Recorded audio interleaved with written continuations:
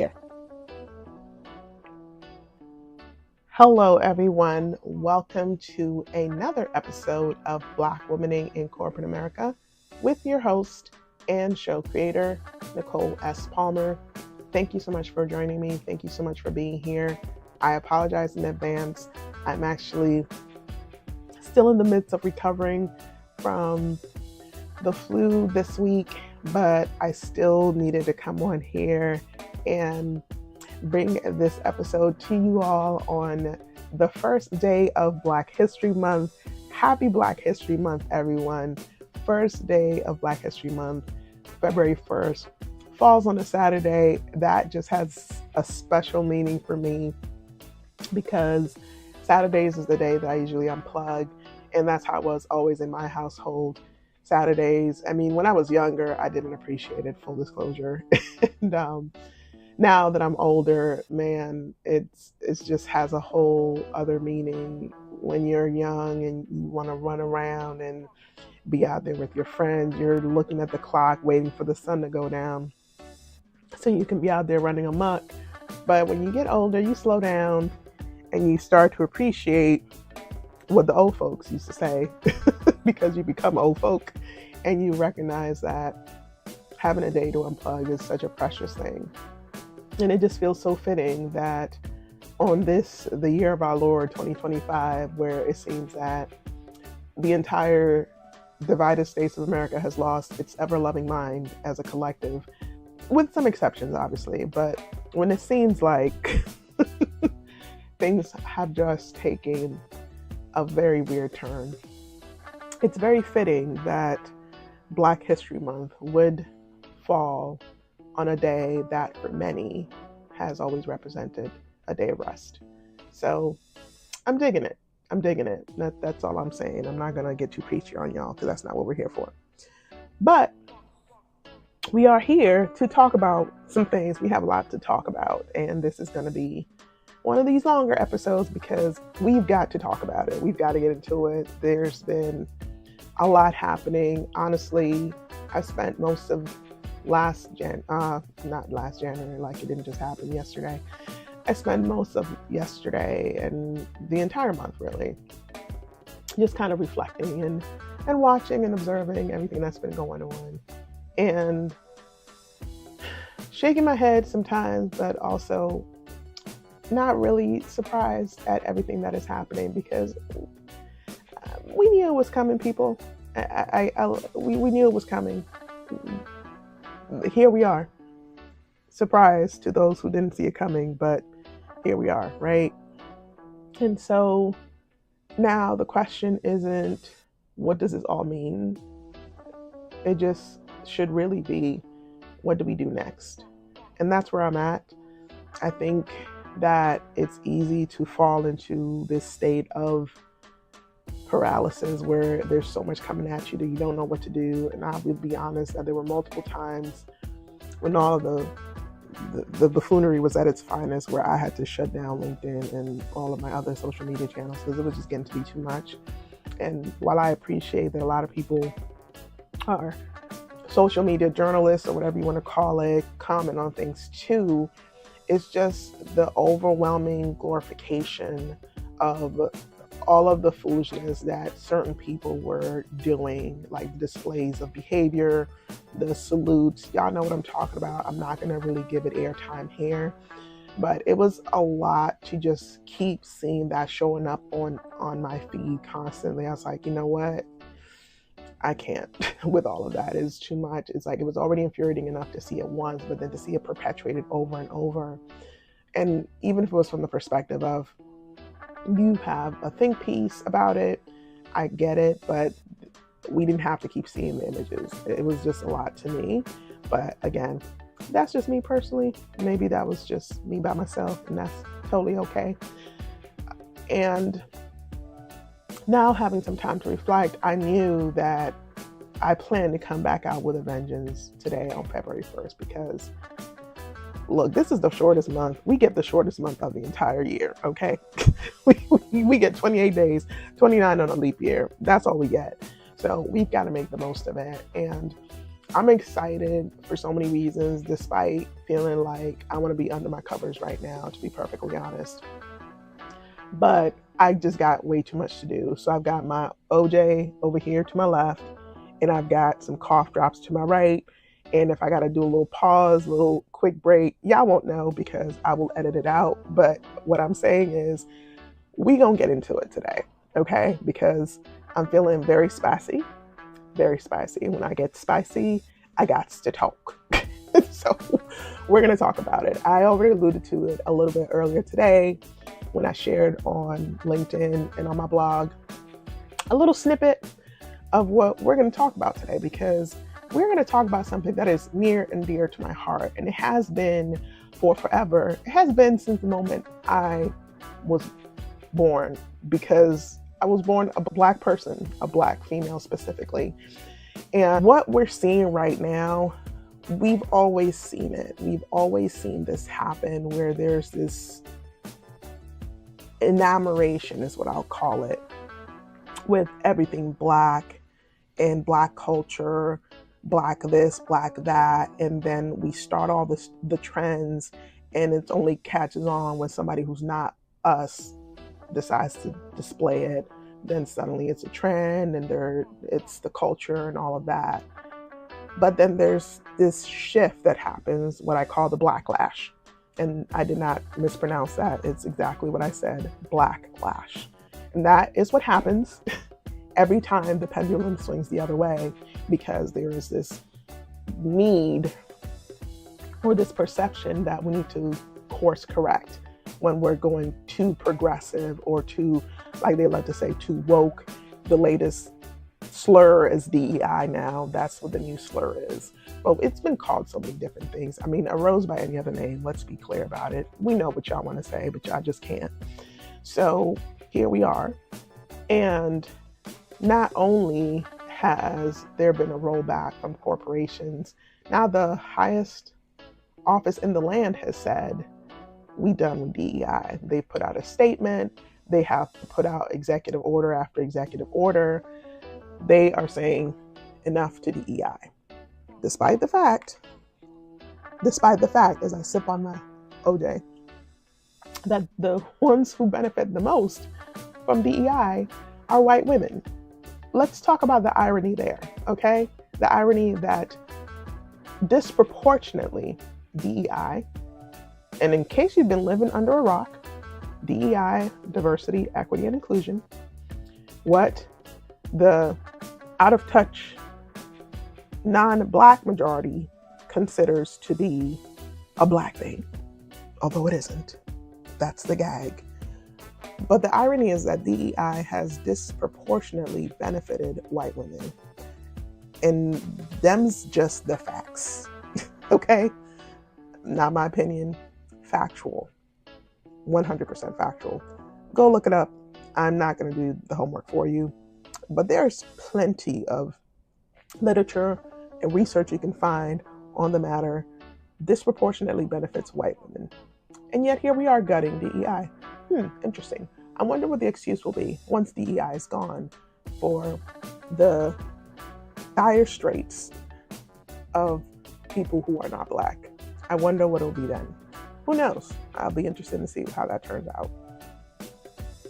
So we have this backlash now across multiple sectors in corporate America, from Target rolling back their DEI initiatives, Walmart, McDonald's, but remixing in a different way. Just a number of organizations, some a little bit more public than others, that have rolled back their DEI initiatives. And of course, now with the highest office in the land saying enough and doing away with anything DEI, wanting to collect a list of contractors who work on DEI, all of these things that are happening, it's very easy to feel overwhelmed, angry, all of the things.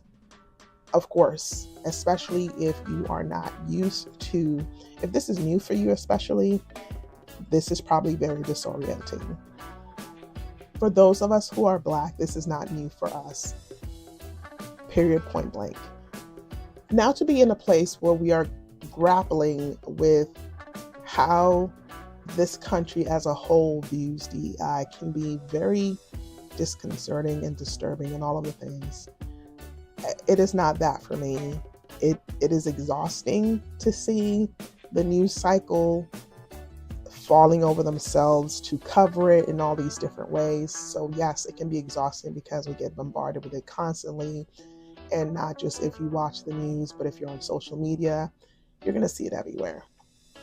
So we're not going to talk about that per se today, because we are focused on action. We are focused how we, Black women specifically, because in case you took a turn somewhere, let me remind you where you are. This is the Black Women in Corporate America podcast. Hello, welcome. Okay, so just reorienting you to where you are and what we focus on here. In case you weren't sure, it's in the name. Okay, great. So, as Black women, now is the time for us to mind our Black women business. And we talked about doing this towards the tail end of 2024, when, shock of all shocks, Kamala was not elected. We talked about doing it then. And I think I do believe, just based on what I saw, that that's where we were headed. And now, in light of all of this, here we are in 2025, and all of this is happening, we will continue to do that. And so what I'm here to do, what I am focused on specifically for Black women, is action, meaning that this is not the time for us to be curled up in a ball or to be trying to be everything to everyone. We did that already. We off that now. We are focused on taking care of home, right? Because I believe in that whole concept where in order for you to take care of other people, you got to take care of you first, right? You cannot pour from an empty cup. It's the same concept, the same idea, same notion. You've got to take care of you first. And historically, we're always taking care of other people. That's just reality. So that really needs to shift. And that's where I want to focus, especially today, because here we are where these programs are disappearing by the minute, by the hour, by the day, where thousands of contractors and practitioners in this space have lost their jobs, their livelihoods, their contracts. It literally went away in an instant. And with all of the executive orders rolling out, now the federal government is like, oh, we're going to put all of the celebrations on hold, which I find interesting. Why is it we always get the tail end of the stick first? I'm just asking for a friend. We get hit upside the head the quickest and the fastest. Here we are, Black History Month, and that's the first celebration on the chopping block. How ironic and interesting is that? No, just me? I'm the only one who caught that? Okay, cool. Another question I have is, why is everybody so quick to just roll over like this? So these celebrations have been in place for a minute now. I'm not going to say centuries, because we know that's not the case, but for a while. How is it that one executive order has y'all all shook like this? No, nobody curious about that? How quick, fast everybody was like, oh, we pausing everything. I wonder what would have happened if collectively, as a federal entity or agency, if everyone just said, we're not doing that, because that goes against the very fabric of this country and what we stand for.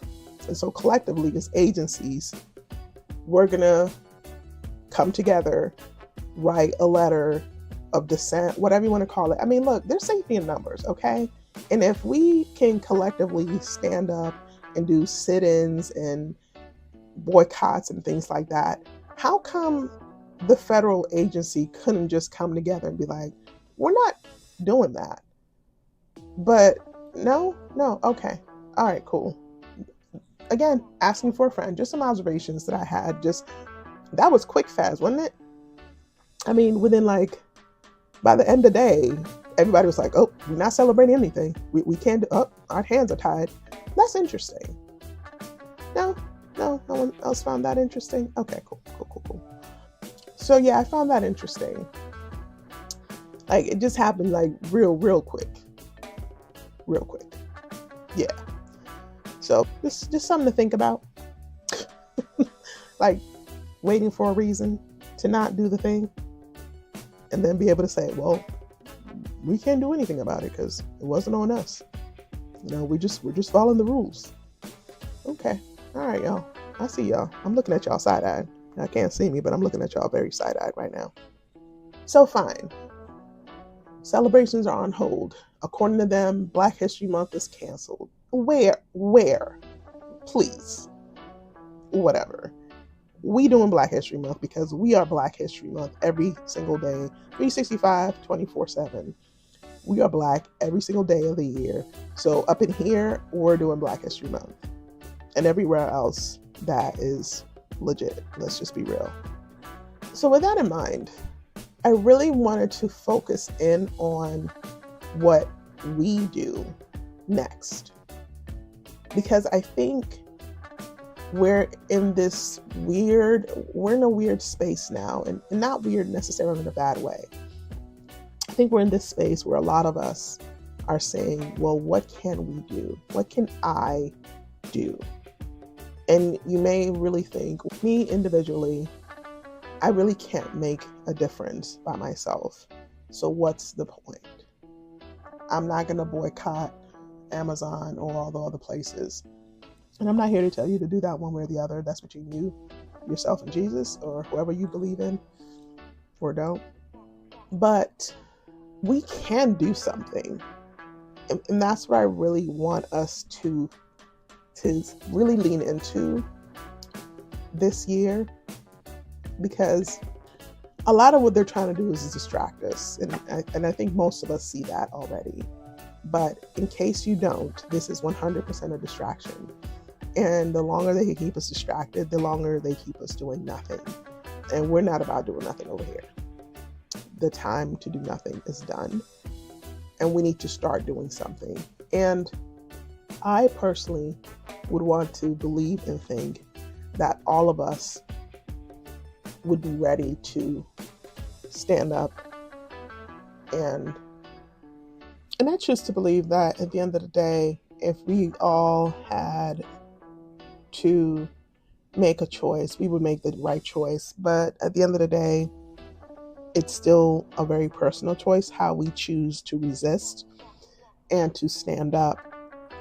But what I wanted to do before we dove really into some measured steps is I'm going to give y'all some receipts. I'm going to give y'all some data, some numbers to really think about, because I think that somewhere along the way, we have been sold this lie that Black people collectively don't have any power. And again, like I said, it is a lie that we have been sold. Not all of us bought it, but some of us have. And that is why we have some voices, I'm not going to say all because I don't think that's the case, but there are voices within our community that say, what's one of us going to do? What is me boycotting Target going to do? Or even a handful of people, what difference is it going to make? And we saw the difference that could have happened when we look at the breakdown of the votes last election. 92% of Black women showed up with their votes. And if any of us had said, what is my one vote going to matter? It wouldn't have been that decisive within the Black women demographic. Would not have been as decisive. And I wonder how many more votes would have gone in Kamala's favor if there wasn't this general sense of apathy from those who decided to either not vote or decided that they might as well vote for the party who was going to win. And yes, some of people do have that logic. But I wonder how different things would have turned out if more of us were of the mind that there's power in one, because one can multiply across many more. And I want to drop a couple of statistics on you, because sometimes numbers can say a lot more than just a few mere words. But something to kind of think about is, one, Black women. We own 1.5 million businesses in the US. Yes, 1.5 million in the US alone. And we generate more than $42 billion in sales. Billion with a B. Okay? In 2023, we as Black consumers spent approximately $9.4 billion on beauty products. And the spending growth of that outpaces the overall US market. And we all know predominantly where that money goes when it comes to beauty products. Let's be clear about it, because the majority of the beauty supply stores in our communities were what? Asian. Yeah. And we are spending $9.4 billion in 2023 on beauty products. Collectively, here's something else to blow your mind. As a Black community, our buying power in 2019, not just 2024, in 2019, our collective buying power was an estimated $1.4 trillion in 2019, with a T, 1.4 trillion. And it is projected to reach 1.8 trillion by 2024. Just let that sink in for a little bit when you think about the power that we have as a Black community. And then on the flip side of that, and somebody, maybe you can let me know if this part, because I do think there's some mixed opinions as to how accurate this is, but this is the data that I have found, and I haven't found anything like definitive one way or the other, but generally speaking, this is the breakdown of how long a dollar circulates within the Black community compared to other communities. In the Asian community, it is estimated that a single dollar will circulate for approximately 30 days. That means that once someone, let's say, goes into the Asian beauty supply store to buy something, then that same dollar will be used at an Asian supermarket, at another Asian establishment, and so on and so on and so on, for up to 30 days. Within the Jewish community, it is estimated to be 20 days. Within the white community, a dollar is estimated to circulate for approximately 17 days. And within the Black community, it is estimated that a dollar circulates for 6 hours. 6 hours, compared to the lowest of 17 days within the white community.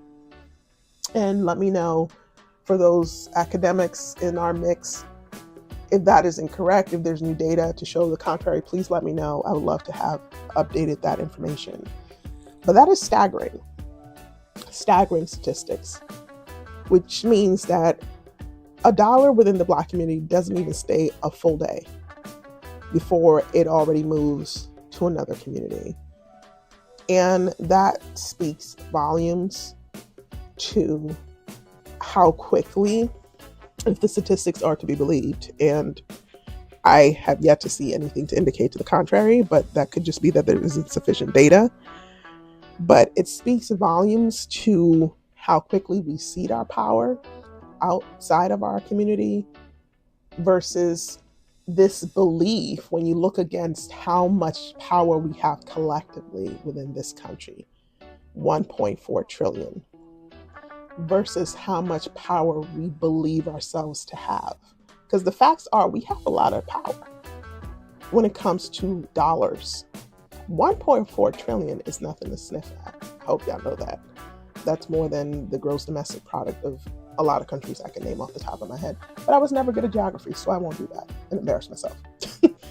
My point being is $1.4 trillion is a whole lot of scratch. And we need to be doing better and keeping that money circulating within our own community. And so that brings us back to today, right?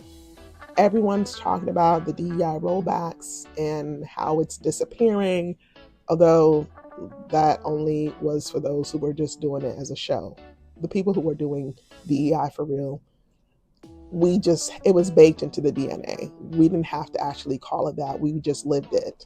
And we actually just were living that out loud, versus people who had to establish it and then now dismantle it because it was never actually hard-coded into their establishment. Unlike institutional racism, but that's a story for another day, right? So here we have this very real opportunity to do something different. And the only way to really make a difference and to really make people pay attention is through money. You got to hit them in their pockets. They don't care about anything else. Remember, the only time people say sorry and apologize and all those things is when they think it's going to hurt their bottom line. And that is why there are rollbacks, because they're looking at other organizations, they're looking at the White House, and they're saying, oh, well, this is where the majority is headed, so we're going to do that. Although there are some organizations that are standing on business and saying, we're going to keep doing DEI. I see you, Costco, and several others. So we have a very real chance here to do something different. And so I really want my Black women, just my Black community as a whole, we need to do something different. And let me tell you what different looks like for me. For me, I'm not going to cancel all of my memberships tomorrow. And not because I don't want to, because these things take time. So what I am going to do, however, and this is something we all can do, is if you can buy from Amazon, you can buy from another company that is Black owned. You can do both. There's no reason why you can't do both. And that's what I'd like to see us do more of. And I think if we start making these incremental changes, we can really actually bring about some real positive change for our community. Really show the power of our Black dollars when we start investing in our own communities. And I don't want to hear the excuses that, oh, well, I don't have any places that can replace this. Long gone are the excuses of saying, well, there's no Black-owned company that does this. There's no Black-owned company that does that. I think where there's a will, there's a way. And I've seen a lot of organizations and businesses spring up that are Black owned that we need to support. And if we have collectively $1.4 trillion, why are we struggling so much as an organization, as a collective, I should say? We're not investing in each other. We're not supporting Black organizations. It's sad to say. And I see it even in the work that I do. I had the outpouring of support that came out when I shared some of the racist messages and comments that were made about my picture on my book, and how supportive everyone was compared to how many actually invested by buying my book. Very different. And I say that to say, it's not a guilt trip at all. I say that to say that we need to do better as a community. And until we do better, we won't be taken seriously. And I hate to say it that way, but that's just the reality of it. If we have the power of $1.4 trillion, and yet in an instant, things can be dismantled and removed, that sends a message that we are not taken seriously. And that's because we have yet to pull back our dollars from the very institutions that continue to do us harm. And so how can we do better? I mean, there's so many obvious ways to do better. One, support Black-owned businesses. And immediate support doesn't always have to look like handing over money. It is nice and appreciated, speaking as someone personally. But listen to the podcast, share them with others, subscribe. All of those things actually help to drive up metrics and help improve circulation. Something as simple as taking the time to actually subscribe to a fellow Black podcaster or a creator, whatever the case is, that actually makes a huge difference. So take the time, even if it's just a few moments, to support a fellow individual, or maybe someone who's in a totally different space. Like their posts, share them with someone. It takes a moment to do that, and it can make all of the difference. All of the difference. So I highly encourage you to do that, and just take the time to say they're appreciated. A little comment letting them know you support their work can go a long way. But what can we personally do, we as Black women, right? Because if we're looking at who's going to be impacted the most, despite the fact that this is what's interesting. What's interesting is that despite the fact that the disproportionately benefits white women, what's happening right now is going to disproportionately hurt Black women and marginalized groups. And yes, it is. And so we have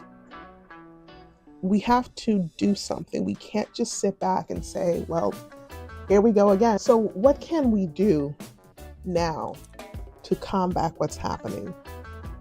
There are some very definitive things we can do. And the first and foremost that I would highly recommend for everyone to do is to support Black-owned businesses, support Black content creators, support Black people.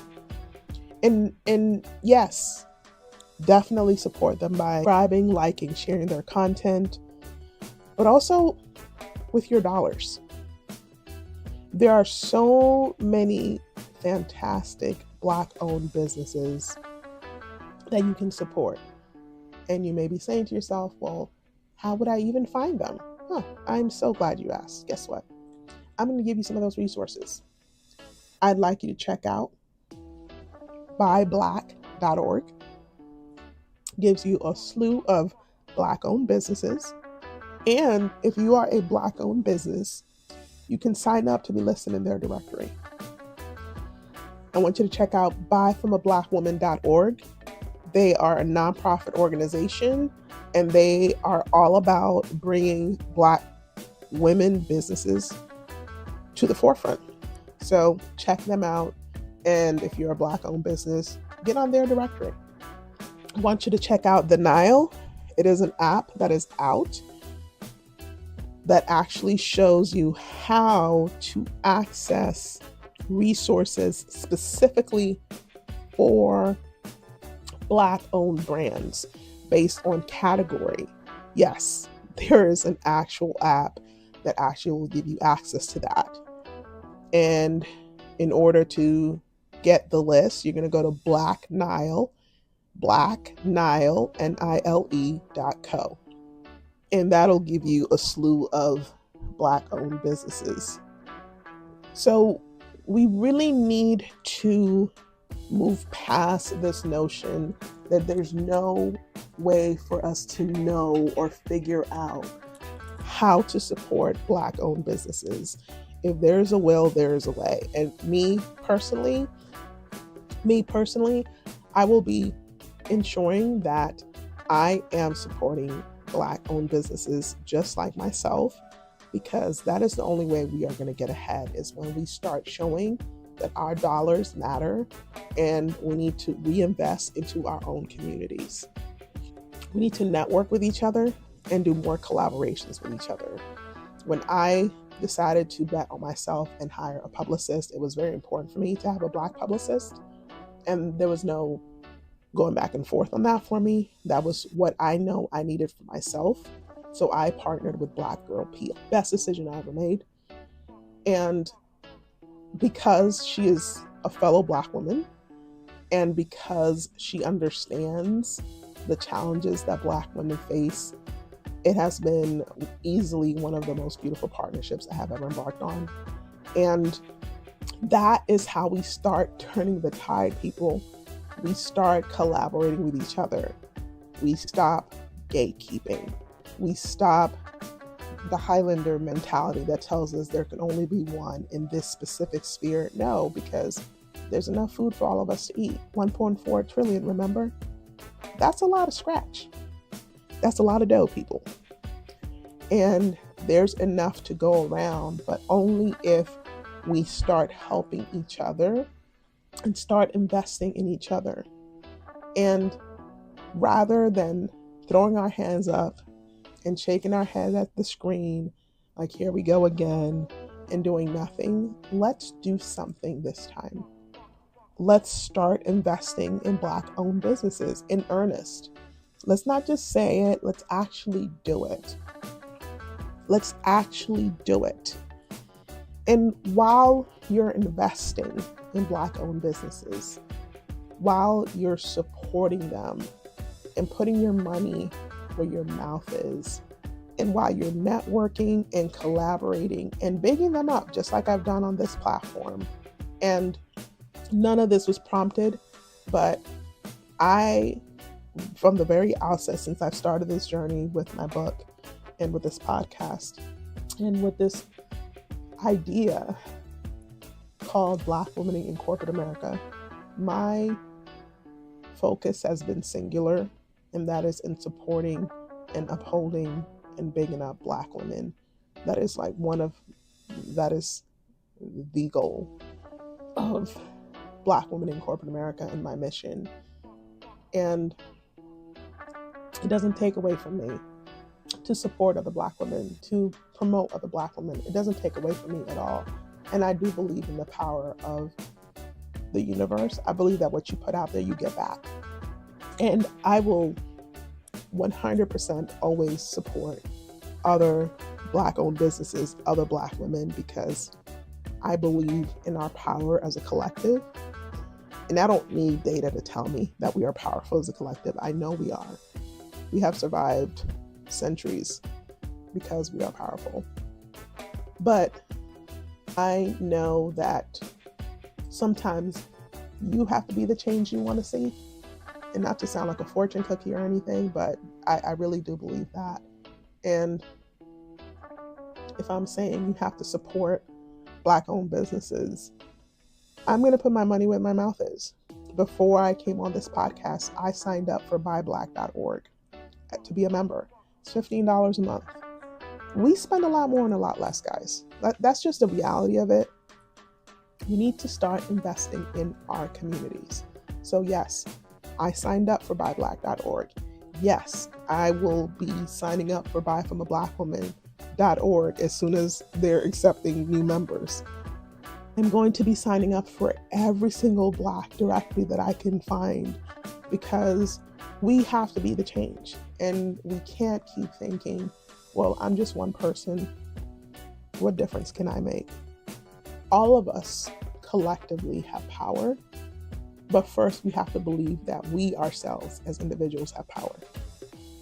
And that is why I always say that I'm not about empowerment, because empowerment implies that the people you are empowering have no power. So I don't believe in empowerment. I believe in tapping into your power. And if I can help someone do that, I'm all about that. That's what we're here to do. We need to start tapping into our power. And we need to start acknowledging and believing the power of one. So I'm gonna get a little sappy on y'all for a second and tell y'all a little story. So in my big old age of 45 is when I decided I'm gonna do the YouTube, podcasting, all that fun stuff in earnest. Despite the fact that I could have started at any point before this, but I said, all right, this is when I'm ready to do this. And the beautiful thing about YouTube and any of these platforms is that you as an individual have the potential to reach millions. But maybe it's just the one, right, that you're reaching to start. And that's okay too. I've only been doing this podcast for less than 2 months because this is only episode 9. So it'll be, less than 3 months is what I should say. Which is still pretty good, but less than 3 months. And at the end of the day, sure, I could have said, well, who is going to listen to this? I'm just one person. Why even bother, right? But I knew I had something to share. And I believe that if at least one person could be impacted by what I'm sharing, it would be worth it. And I've never shied away from the fact that I grew up in the church, and we grew up with those Bible stories about the 99 sheep and the one who got lost, and he goes to save the one that's lost, despite the fact that 99 were already saved. And that to me has always stuck in my head growing up, and I do believe in that whole idea that there is power in one. And if all you do is reach one person, that's one more than you had before. And that is powerful.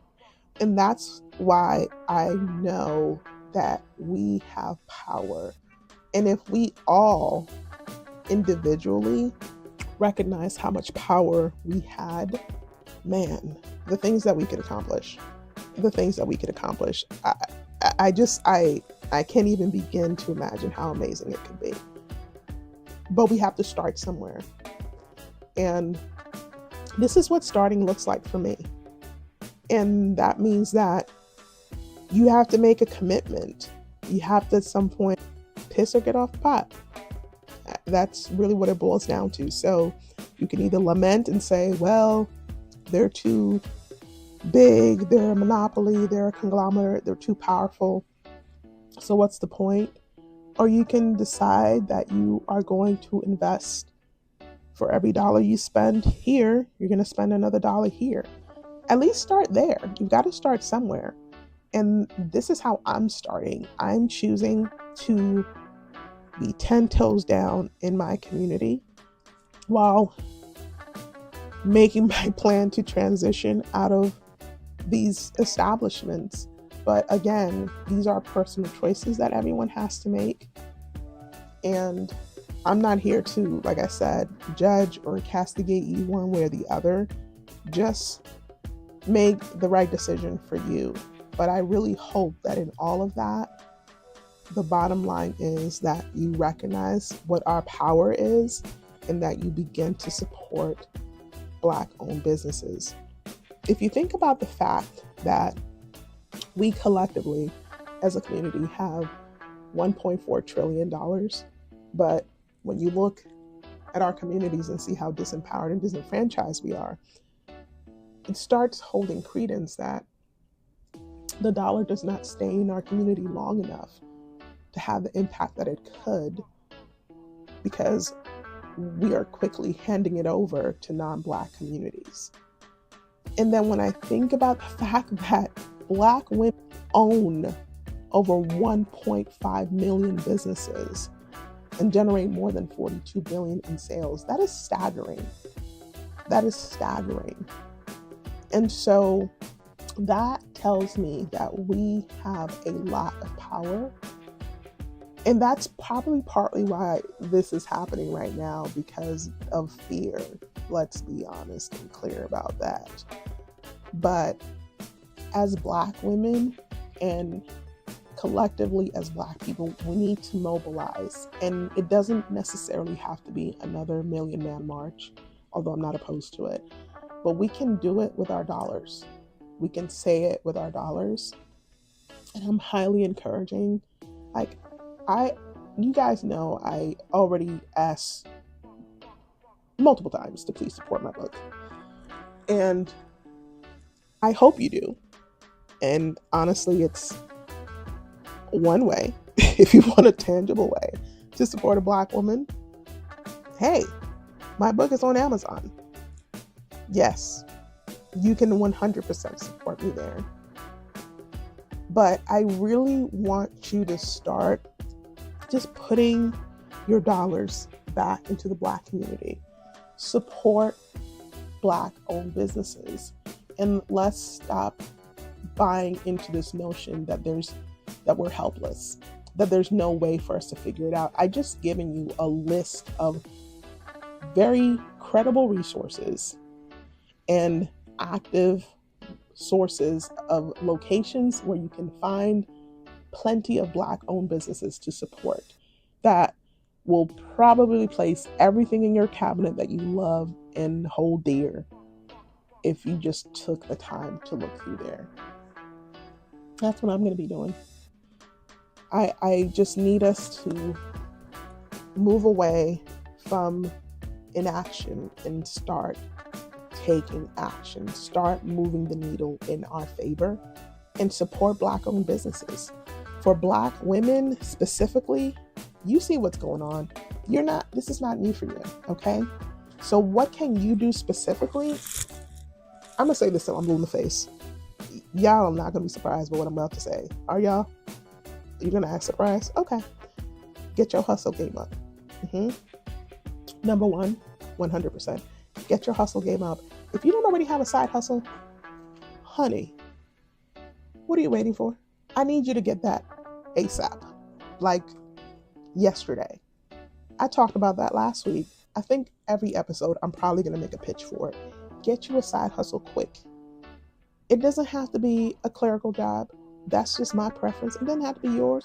You can go get you a side hustle that's in a physical space. That's okay. Get your bartending, whatever it is. Go get you that side hustle up. Because if anything, this little nonsense has taught us is that they are coming for everyone, from everybody. They're coming for all of us, all right? And so this is not the time to sit here and be like, well, I'm just going to wait to see what happens. I'm going to wait and see. No. And I know I'm being silly because I know that, like, my real ones, y'all already doing this. I'm speaking to y'all that are still just trying to figure out which way you want to go. I'm going to need y'all to go ahead and get that side job. You know, that little side piece of part-time that you was thinking about. You're like, oh, I don't know. Go ahead and do that, because I need for less of us to be as disenfranchised as we are. We are growing at an alarming rate for unemployment, Black women specifically. So I need you to get a side hustle up. And okay, but Nicole, I don't really, what can I side hustle in? What am I good at? You know what you're good at? Stop selling yourself short. You're good at a lot of stuff. You can braid. Heck, I taught myself how to crochet braid during the pandemic. I crocheted braided my own hair. I sure did. And let me tell you, those looks were giving, okay? No, little old me taught herself, because I wasn't going out there in the panini to go catch none of that Rona stuff. Nope. So I stayed home and I watched some YouTube videos and I taught myself to crochet, braid my own hair. Okay? Yes, I did. Sure did. So don't tell me you don't have any skills. I know you do. You probably got about 7 of them. If you're being honest with yourself, you know you got plenty of skills. You got skills for days. My mom laughs and jokes all the time because she's like, you got another what? Really? Don't you already have? Yes. And I'm doing this too. You have skills. You don't need me to tell you that. You know you have skills. What that skill is that hasn't been making you any money, go put that to use. Go sell those crafts on Etsy. Sell your book online. Get your little ebook up. There's way too much opportunity out there for us to be in a place of helplessness. And I say this in love. I promise you, I'm not saying this in a way that I want you to feel away if right now you find yourself unemployed. I'm saying this as someone who has been there. I'm telling you this as a person who lost her job after getting sick and ended up selling Caribbean dinners out of her house to her coworkers. Yes, because there's no shame in my game. Sure did. Yep. I sure did that. So don't tell me that you don't have the capability. I know you do. I know we all do, because that is how Black women roll. In fact, I guarantee you that quote that says, when the world gives you lemons, you make lemonade, That was a black woman. She was the first one that did that because somebody threw her some lemons. They thought they were being funny and cute and knocked her upside her head. And she was like, "Ooh, I can make me some good lemonade. Thank you so much, sir." And made herself a lemonade stand and sold the best lemonade there was. I'm sure of it. So don't tell me you don't have the skills. I know you do. But I need all of us to stop feeling helpless. And I say this as someone who has been there. So I promise you, I'm not telling you anything that I haven't walked through myself. There are days that I still live through that. There are days where I still don't feel like I'm good enough. But I'll be out here doing it anyway because somebody might as well have. And sometimes you got to keep doing it until your brain catches up with your heart. That's how it be sometimes. So I'm just literally from the bottom of my heart, I just want us to win. Like that is honestly, I just want us all to win, and we can win together. Because I know that it's hard to believe sometimes, but legit, this is like a group project and we will fail together. And all those little ripple effects where you think it doesn't matter, where you can just like, oh, I can, ignore this person, or no, I'm too good for that person. Those all cause ripples within our community. And that is why we are still where we are. But what could we accomplish if we together said, enough? We are better together. That's where I'm at.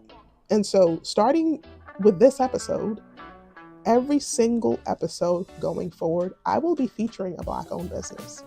And that's whether or not y'all checking for me. That's okay. Because y'all gonna hear about me soon enough. That's where, look, I am claiming things that be not as they may. I am confessing what I know will be happening very soon for me. That's how I operate. And that's what I encourage y'all to be doing. So yes, I will be featuring a Black-owned business right here on this pod every single week. I'll be telling y'all all about them, how you can get connected to them, what the offerings are, from hot sauce to beauty supply products, whatever it is, I got you. That's how we getting down up in here, okay? But seriously, please, first and foremost, if I were to give you, let me see, because I know I'm going over my hour that I told myself I was going to do for this episode. But it might be partly the medication might be a little bit to blame, and I got a little bit of my second wind, so I'm taking advantage. But if I were to give you my top 3 to 5 things, 3 to 5, depending on where my brain is, the top 3 to 5 things that I want you to do in light of what is happening right now, because there's a lot happening right now, right? So I'm going to give you my top things that I want for you and that I'm going to do for myself. So here is my advice from the vantage point of what I'm planning on doing. So I sat myself down and I said, girl, what is he going to do in the midst of all of this? And I said to myself, because, I don't know about y'all, but I have these conversations, like Issa Rae used to do on Insecure. I be having those conversations with myself. Just me? Okay, cool. So I sat myself down and I said, girl. And then myself was like, girl. And this is what I said to myself. Number 1, don't panic. Number 2, do something. Number 3, get your coins up. Number 4, support other fellow Black women, Black businesses, Black peoples across wherever as much as you can, whenever you can. And number 5, keep pushing. Those are my 5 things. I'm not going to get them all in order if I try to run them back through again. So please don't ask me to do that. Please just rewind it. I'm not going to try to do that again. That might have been like a little bit of a fugue state because of the medication / the flu that is happening right now. But yes, don't panic. Do something. Get your hustle up. Support other businesses and keep pushing. Oh, look at me go. All 5 in a row. I'm patting myself on the back on that one. Yes, that's what I got for y'all. Please, Black women, don't fall for it. Like, we not gonna, like, the real ones, I know y'all not gonna fall for it, but for all the rest of y'all, don't fall for the smoke and mirrors. We have been here before. We will be here again. It's just time to start activating and mobilizing. And the way we do that, your pockets, we have so much spending potential within our own community. 1.4 trillion, y'all. I say that, and I will say $1.4 trillion. What can we do if we actually collectively just put that together, put those resources together, and actually pour it back into our own communities? Whew. I'm just saying. Thank y'all for being here.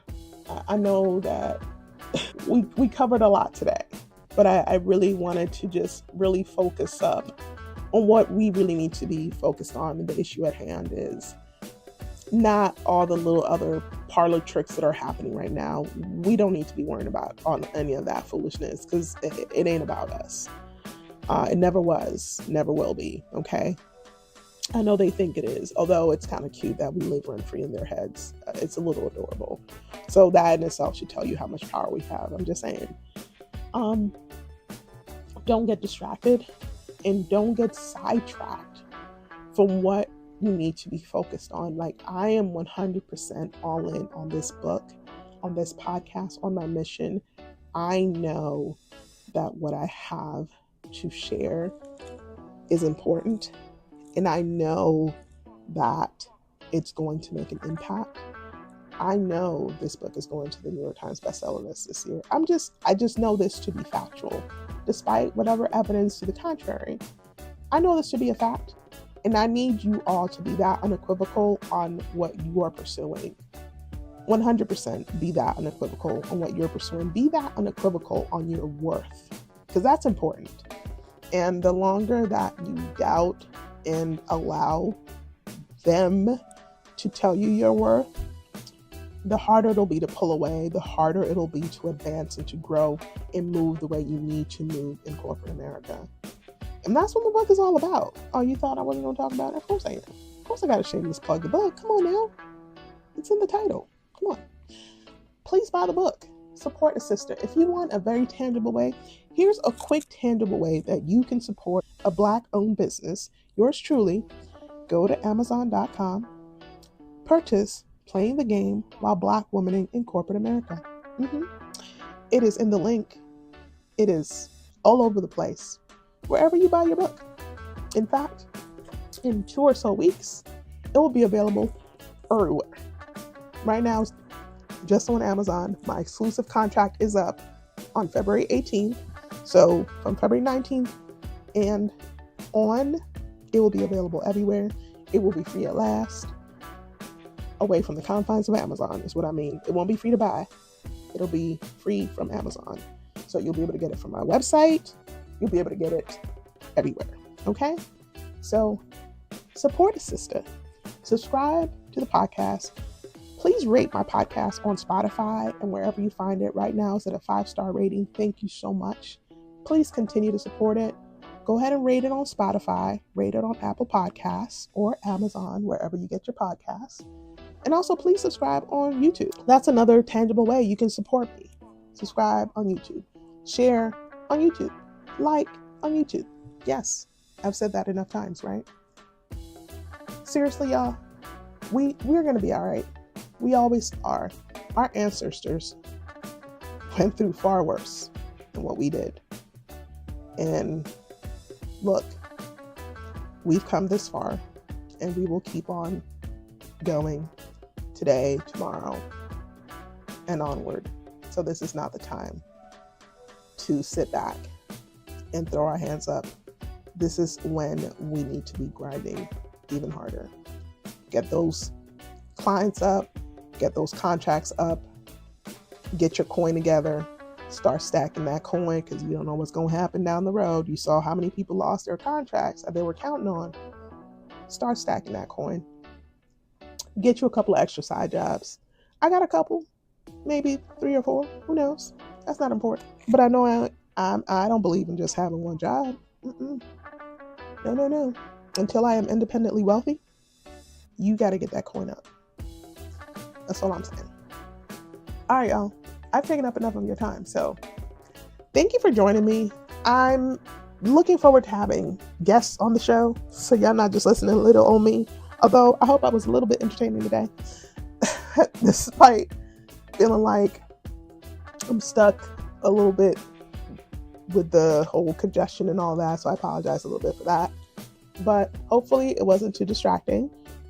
And hopefully you feel a little less, anxious and stressed out, and realize that it's going to be okay, because we always get through stuff like this. We have been through worst, and we're going to be all right. We are. So get the book if you haven't already, Playing the Game While Black Women in Corporate America, on Amazon.com. Please and thank you. By Nicole S. Palmer. Support me here, everywhere. On LinkedIn too. Send me a message. If you'd like to be a guest on the show, send me a message. Let's talk. All right, guys. Until next time, next week, please be safe out here. Please take care of yourselves. Okay? Just be good and be easy. Until next time, take care.